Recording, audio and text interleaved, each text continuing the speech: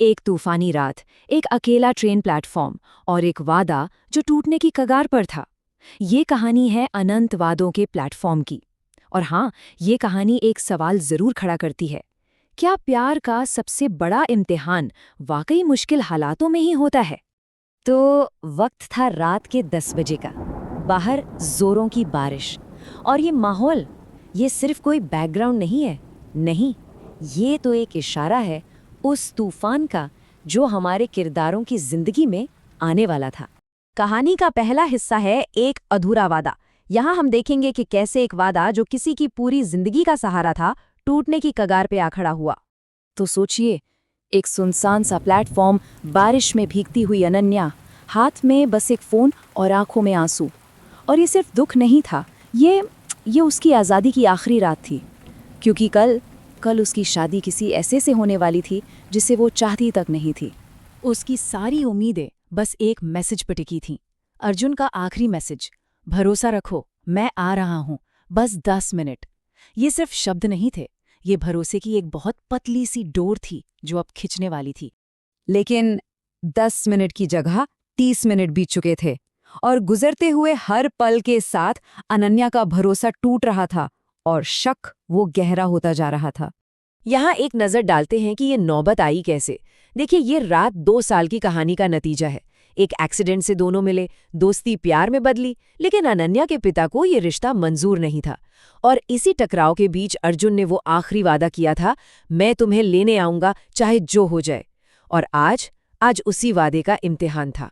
और यहीं से कहानी अपने सबसे मुश्किल, सबसे निराशाजनक मोड़ पर पहुंचती है, टूटती हुई उम्मीद। अब देखते हैं कि जब भरोसा टूटता है तो क्या होता है। अनन्या के मन में वो सबसे डरावना ख्याल आता है, शायद अर्जुन ने भी बाकी सब लोगों की तरह मुझे छोड़ दिया। ये सिर्फ एक शक नहीं था, ये वो अकेलेपन का एहसास था जो उम्मीद की आखिरी किरण को भी बुझा रहा था। और ठीक तभी प्लेटफॉर्म पर एक अनाउंसमेंट होती है जो मानो उसके टूटे हुए भरोसे पर आखिरी मुहर लगा देती है।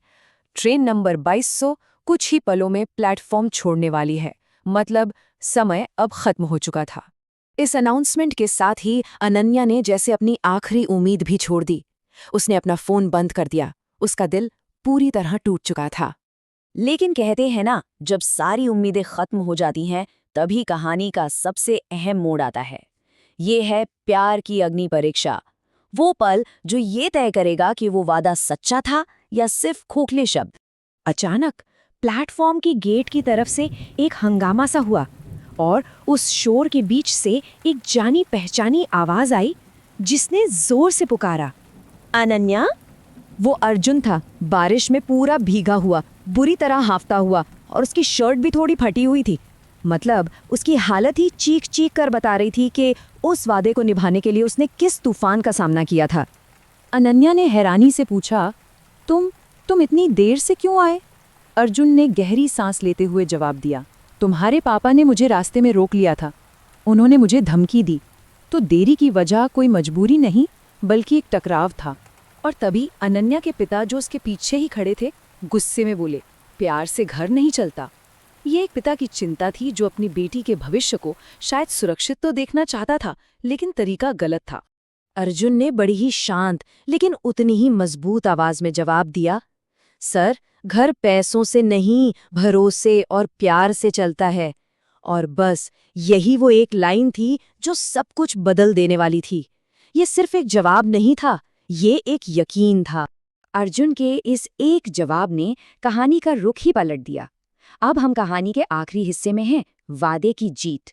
यहाँ हम देखेंगे कि कैसे विश्वास की ताकत हालातों को बदल सकती है। अर्जुन के इस विश्वास ने अनन्या को भी हिम्मत दी। उसने अपने पिता से कहा, पापा, मैं अर्जुन के बिना नहीं रह सकती। शायद ये पहली बार था जब उसने अपने भविष्य का फैसला खुद अपने हाथों में लिया था।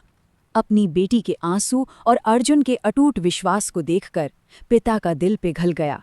उन्होंने धीरे से कहा, अर्जुन, अगर तुमने मेरी बेटी को कभी रुलाया तो मैं तुम्हें माफ नहीं करूंगा। ये गुस्सा नहीं था, ये एक पिता का डर था जो अब धीरे धीरे भरोसे में बदल रहा था। ट्रेन जा चुकी थी, तेज बारिश भी अब हल्की हो गई थी, मानो आसमान भी इस मिलन का गवाह बन रहा हो। अर्जुन ने अनन्या का हाथ थामा और इस बार अनन्या के पिता ने अर्जुन के कंधे पर हाथ रखा। बिना कुछ कहे ही सब कुछ कहा जा चुका था। और उस रात उस प्लेटफॉर्म पर सिर्फ प्यार नहीं, बल्कि एक निभाए हुए वादे की जीत हुई, सच्चे प्यार की जीत हुई। तो ये कहानी हमें एक सवाल के साथ छोड़ जाती है। क्या सबसे बड़े वादे वाकई सबसे मुश्किल हालातों में ही परखे जाते हैं? शायद वादों की असली कीमत तभी पता चलती है जब उन्हें निभाने के लिए सब कुछ दांव पर लगाना पड़े। ये सोचने वाली बात है ना?